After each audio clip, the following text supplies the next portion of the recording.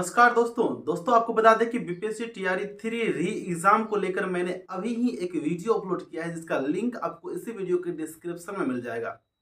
वहां से जाके आप वॉच कर सकते हैं कि बीपीएससी टीआरई 3 का री एग्जाम कब होने वाला है। बाद बाकी आप अपने तैयारी को मजबूती बनाए रखें और उस वीडियो को जरूर देखेगा ताकि आपको एक ऑथेंटिक प्रूफ के साथ पता चल सके कि बीपीएससी टीआरई 3 का री एग्जाम 1 to 5, 6 to 8, 19th और 11th 12th का कब होगा। साथियों, इसके अलावा मैंने उस वीडियो में कई ऐसे बिंदु हैं जिस पे चर्चा किया है, वो भी आपको जानकारी मिलेगी। फिलहाल इस वीडियो में आपको हम बताएंगे कि ईओयू की टीम जो जांच में लगी है बीपीएससी टीआरई 3 घोटाला को लेकर, साथियों इसमें कौन कौन नए जो माफिया है सामने आए हैं, और आपको बता दें कि बीपीएससी के अधिकारी के साथ साथ कई अन्य नेता का भी नाम आ रहा है। इस खास रिपोर्ट में आपको हम दिखाएंगे। हम मिलते हैं इस वीडियो के लास्ट में। ये बीपीएससी में जो शिक्षक बहाली की प्रक्रिया है और जांच के जो दायरे हैं वो कहां से कहां जा रहा है। जैसा कि आपको पता है कि हजारीबाग के थाना क्षेत्रों से जो गिरफ्तारी हुई, तीसरे फेज के बहाली में 275 लोगों को, सब लोगों को जेल भेज दिया गया।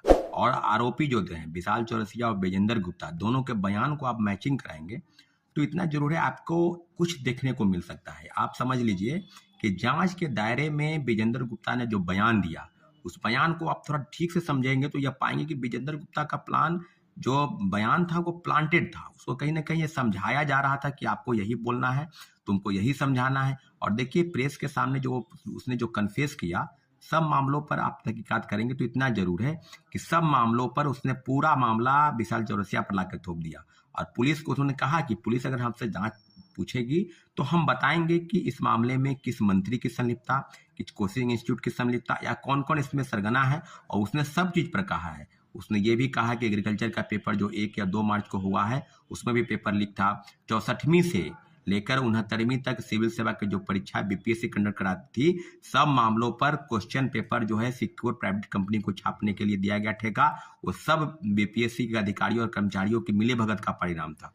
तो अब जो बातें ये हो रही है कि क्या बीपीएससी के पूर्व चेयरमैन अतुल प्रसाद की भूमिका को लेकर, या कर्मचारियों की भूमिका को लेकर, या जो मामले बिल्कुल आगे की तरफ बढ़ रहे हैं। आर्थिक अपराध इकाई ने कहा था कि होली में छुट्टी के दौरान ही हम सब जांच को आगे बढ़ाएंगे, जांच कहीं से भी रुकने वाला नहीं है।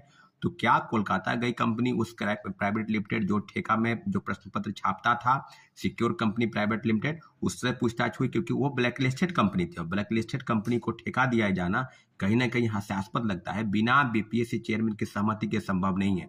मैं बार बार बोल रहा हूं कि टीआरई 1 से लेकर टीआरई 2 तक जितने भी जांच है, जितने भी जांच का दायरा है, वो सप्लीमेंट्री रिजल्ट के नाम पर धोखा होना, उम्र नहीं बढ़ाया जाना, आपको भाषा की अर्हता के लिए जो क्वेश्चन पेपर है उसमें बदलाव लाना, पहले टीआरई 1 में शिक्षक बनने के लिए भाषा का जानकार होना, टीआरई 2 में जानकार नहीं होना, कई चीजें नियम के बीच में से खेल बदले गए, कई चीज के प्रावधान हटाए गए। लगातार ट्वीट हो रहा था, और ट्वीट भी ऐसा कि आप समझ नहीं पाइएगा, लगभग दार्शनिक की तरह ट्वीट हो रहा था। अब पूर्व चेयरमैन, आज उनको ट्वीट करने की जरूरत है कि क्या आपके रहते हुए टीआरई 1 से लेकर टीआरई 2 तक जो घपलेबाजी, जो सौदेबाजी हुआ, उसका जिम्मा कौन लेगा।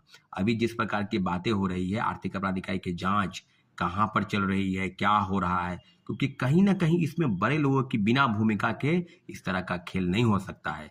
आपको याद होगा इसके पहले 67वीं पेपर लीक, हम लोग लगातार बात करें तो उसमें रंजीत रजक का भी नाम आया था, जो डीएसपी पद पर। उसने अपने परिवार के 4 लोगों को सिविल सेवा की परीक्षा पास कराई बीपीएससी, और उसके बाद उसने कई चीजें, कई अकूत संपत्ति बनाई, उसकी गिरफ्तारी हुई। वो कोर्ट में जाने के बाद उसको तुरंत थोड़े दिन के बाद बेल मिल गया। तो यह पुलिस के कारनामे भी काफी अचंभित हैं। वो कोर्ट में जो डायरी पेश करते हैं उसमें लेट लतीफी लगाता है, उसमें जो लिखता है उसमें भी कमी देता है ताकि उसको बेल आसानी से मिल सके। रंजीत, आईएएस रंजीत का नाम आ रहा था, उसको भी छोड़ दिया गया, उस पर भी जांच काफी आगे तक नहीं बढ़ी, वो भी गुजरात चले गए। सब मामले पर आप देखेंगे तो कहीं ना कहीं कई लोगों की संलिप्तता और भूमिका की जांच होनी चाहिए थी, परंतु हुआ कुछ नहीं। कई लोगों की गिरफ्तारी हुई। उसी के साथ ही कृष्णमोहन सिंह के साथ उसकी बातचीत जो है वो लगभग 18-19 बार बातचीत हुई, परीक्षा के 2 दिन पहले, परीक्षा के दिन भी। तो आप समझ लीजिए ना भाई कि किस संदर्भ में बातचीत हुआ होगा। तो साथियों, अब जो बातें ये हैं कि हम लोग इंतजार करेंगे। आर्थिक अपराध इकाई की रिपोर्ट का कि आर्थिक अपराध इकाई क्या बीपीएससी के अधिकारियों और कर्मचारियों से पूछताछ की जाने की जरूरत नहीं थी, या अगर 67वें पेपर लीक के जो मुख्य आरोपी थे, कभी पिंटू यादव का नाम आ रहा था, कभी आईएएस रंजीत का नाम आ रहा था, कभी रंजीत रजक का नाम आ रहा था, तो मुख्य सरगना कौन है और जांच का दायरा कहां तक बढ़ेगा, इस मामले में अभी तक उस बात की जो पुष्टि नहीं हो पाई और मामले को मुझे लगता है कि रफा दफा कर दिया गया। अभी फिर जांच का दायरा विशाल चौरसिया से लेकर और विजेंद्र गुप्ता तक आ चुका है। अब कई मंत्री का नाम सामने आ रहा है।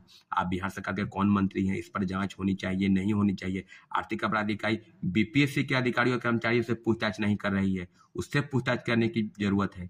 अगर कोलकाता गई है कंपनी तो उस कंपनी से क्या पूछताछ हुई, उसके मालिक को गिरफ्तारी हुई या नहीं हुई, अभी तक 2-3 दिन में इधर कोई विशेष रिपोर्ट नहीं आया है। तो आर्थिक अपराध इकाई को सारे बिंदुओं पर जांच करनी चाहिए और जाहिर सी बात है जिस जांच के दायरे हैं उस जांच के दायरे में बीपीएससी के अधिकारियों और कर्मचारियों के बिना मिली भगत के ये मामला नहीं हो सकता है। इसलिए जितने भी हैं हम लोग 2-3 दिन तक इंतजार करेंगे और जाहिर सी बात है जो भी होगा हम लोग बीपीएससी ऑफिस जरूर जाएंगे, बीपीएससी के अधिकारियों से मुलाकात करके ग्रीवांस जरूर सौंपेंगे कि बीपीएससी की जो भूमिका है, संलिप्तता है, उसमें आर्थिक अपराध इकाई इस एंगल से जांच करे और सप्लीमेंट्री रिजल्ट के नाम पर जो खेल हुआ TRE 1 से लेकर TRE 2 तक, वो सब लोग को पता है कि क्या क्या हुआ।